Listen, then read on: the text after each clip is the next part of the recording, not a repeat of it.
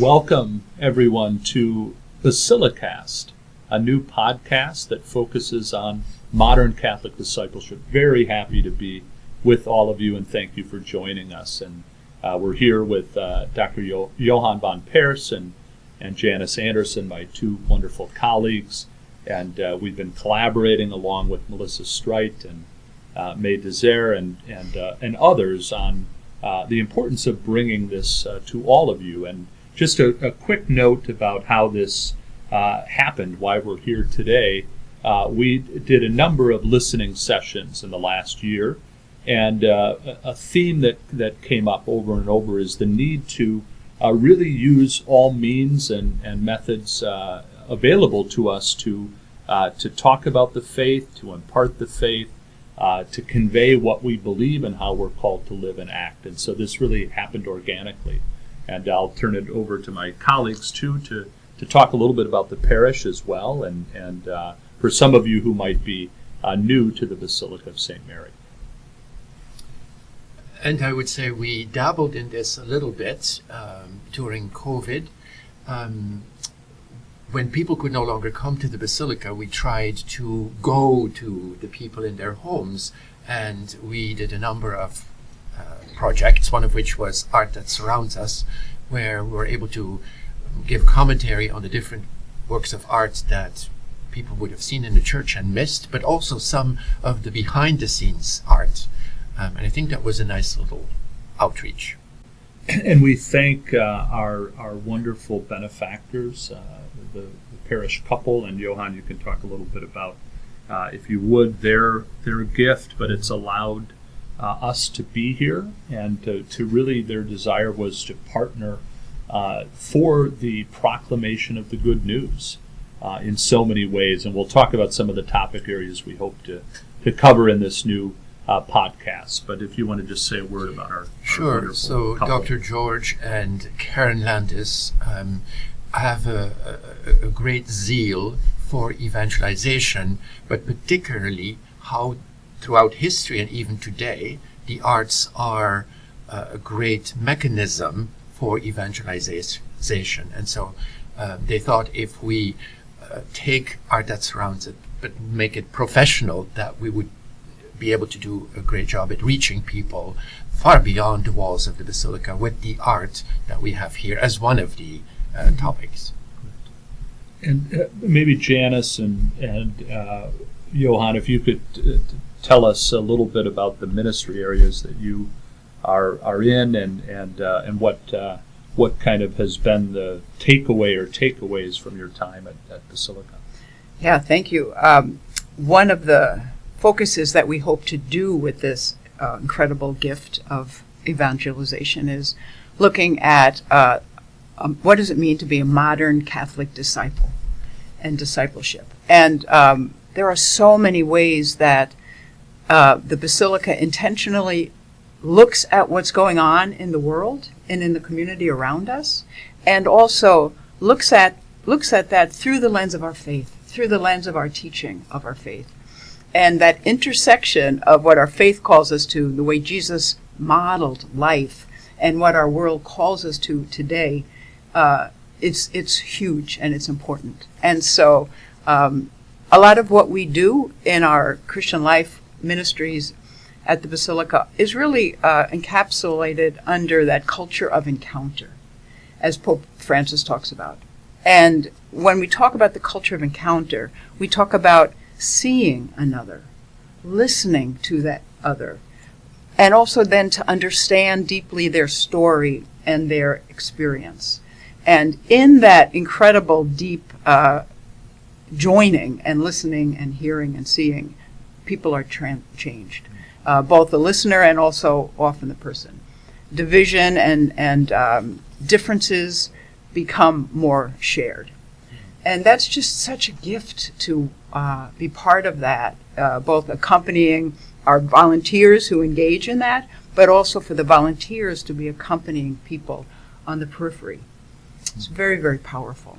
I'm grateful we have this opportunity. Yeah, I'm reminded of so often of what Pope Francis has said and how he has led the Catholic Church, and really the language of a culture of encounter and a culture of accompaniment has been so beautifully lived, and it was lived prior to Pope Francis being Pope Francis. He lived it as Archbishop of Buenos Aires. He would go to the favelas and would encounter people and break bread. And it's really, as you say, Janice, is modeled by Jesus. This is who Jesus is. And we live in a world that so desperately needs that encounter, the embrace of our shared humanity.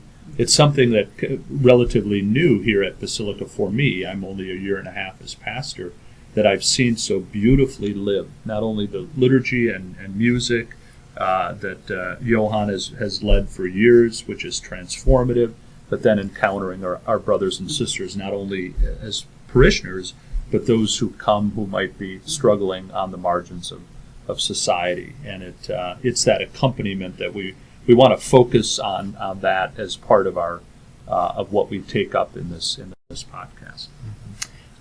One other thing I'd like to add is we have a very active St. Vincent de Paul ministry. So the ways we serve our neighbors and accompany our neighbors in need. And we do that a lot, at least 4 days a week, downstairs in our lower level, where we have this art gallery and this beautiful art that you're referring to.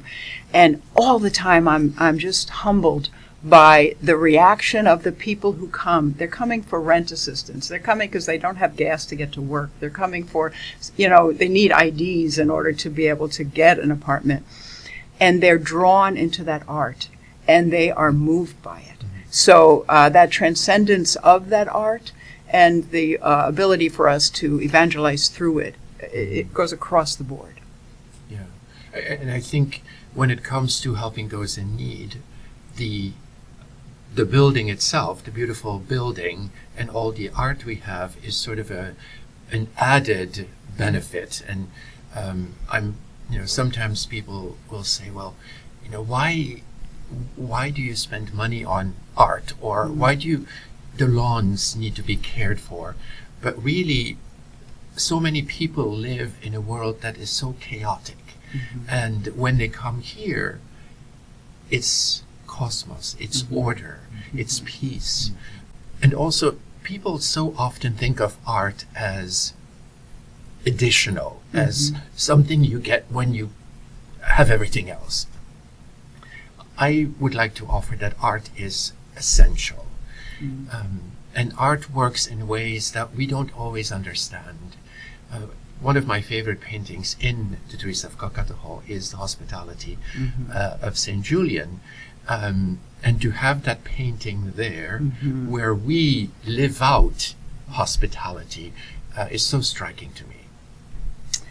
And I believe there was a time that one of our neighbors who's living in a homeless camp across the street, who was himself an artist, was drawn to that very picture and was just taken. And I believe he may have spoken with you about it and was doing his own kind of sketching around it, interpretation. So indeed it is essential. One of the things that we've talked about in other settings is the Catholic Church, for all of her challenges historically, which we know is part of our story, has also been a great patron of the arts, the church, the communion of the church. And so what I love is that we feature both art that might be part of the Catholic communion, but then artists who may not be Catholic, but they have something really wonderful to contribute. And we have exhibits. And one of the things that we do, and what certainly will be a feature, a central feature of our BasiliCAST, and is I know very much central to our identity as a parish, is to really focus on the arts as transformative. Johan, you've talked about the fact that beauty saves, quoting John Paul II and others who believe that beauty is essential, but it's also transformative. In a way that I think is important, and it's very much part of our Catholic tradition. Something that I've said on occasion is, I don't know of a greater patron of the arts in the Western tradition than the Catholic Church. And similarly, I don't know of a greater servant of the poor and the marginalized. Now, again, for whatever challenges and ways that we need to grow as the body of Christ and be transformed to be more like Christ, those are two really important dimensions of the church's culture, and I think will be emphasized in our our time. I want to just talk about some of the other areas that we hope to cover.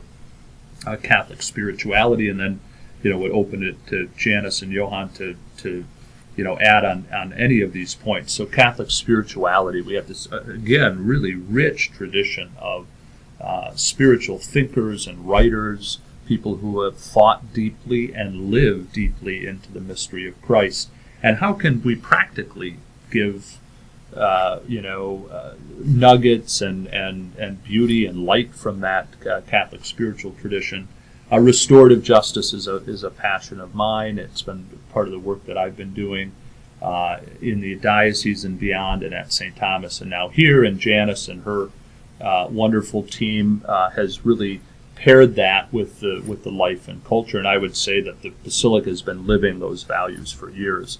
So it's an easy fit. We talk about Catholic social teaching too, which will be something that will be taken up.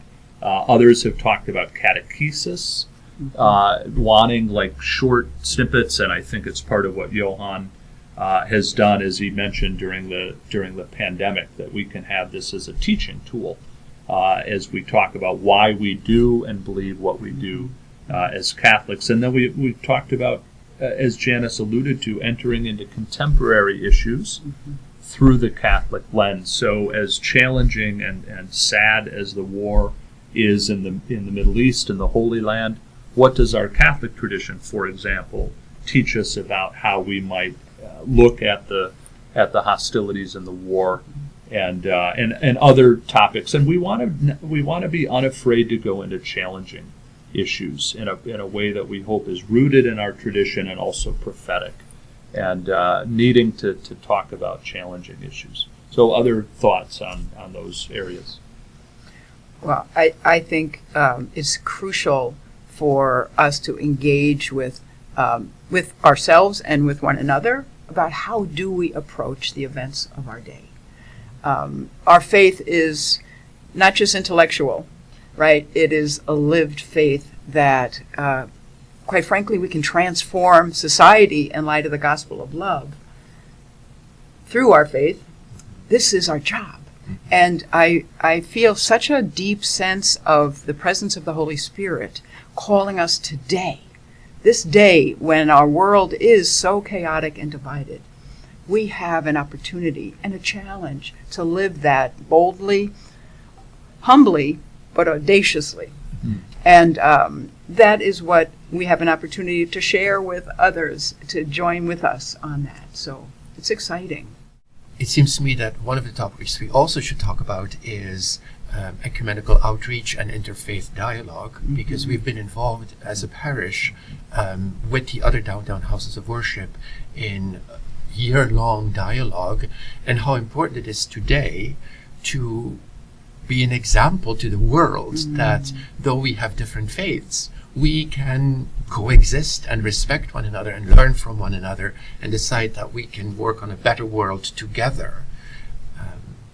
I think the other thing we would want to talk about is, I tell my students often that liturgy is many things, worship of God, etc., but it is also a perfect antidote and a corrective to society, because it's when we bring everything that happens in society into prayer, it is there that we discover how to answer all those difficult situations that surround us. I also would like us to talk about how our faith, our prayer, our churches, our art, all collaborate to create these portals into the divine.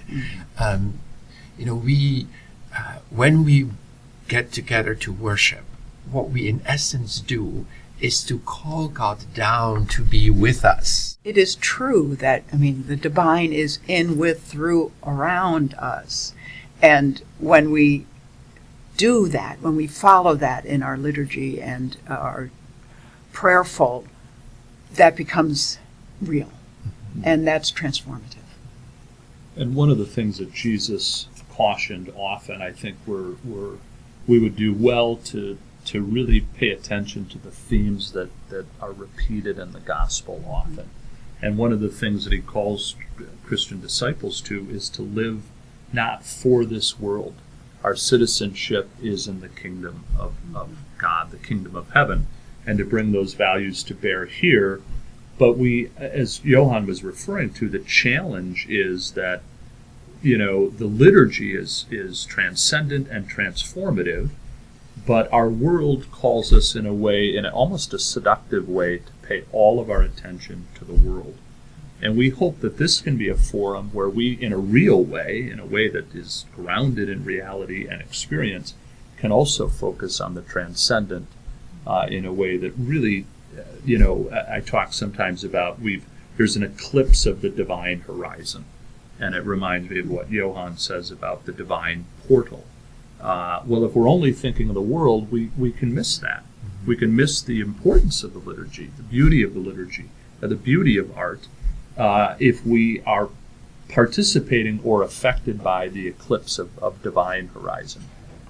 So the other thing that we hope to do in this BasiliCAST is for you to hear from folks they may be, parishioners, fellow sojourners who have amazing life stories and journeys that you'll hear from and share.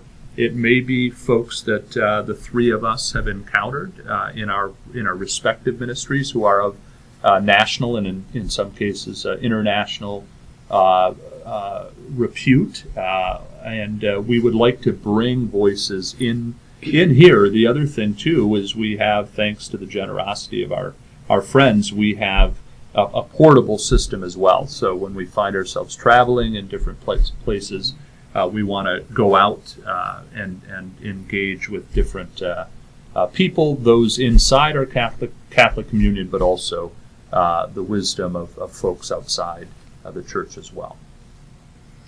It also may be the voice of the people on the margins, the most vulnerable, people who are been seen to be peripheral.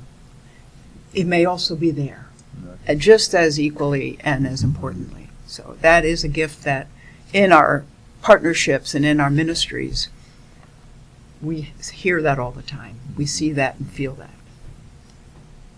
Yeah, I think of learning from the lived experience of our brothers and sisters who have been homeless, or they've been in prison, or they are in prison, those who are hungry, those who are disenfranchised. We really, really learn from their experience in reality, and it's in the restorative justice, area. We talk about allowing people to tell their stories, inviting people to tell their stories, learning in a way where restorative justice can become transformative justice.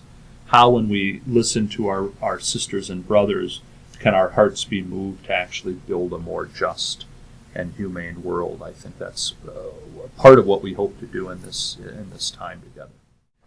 So it may seem a little strange for a church to engage in a BasiliCAST, very trendy, but when you think about it, we're not the first to do that. St. Paul even went to the Areopagus where he preached, and that was the place where people, it was sort of the news box of the time. It was the podcast of the time. The internet of the time. The internet of the time. And so, as if you study history, we have actually made use of communications all along to today. And so I think it's a great opportunity now to make use of contemporary Areopaguses to spread the good news.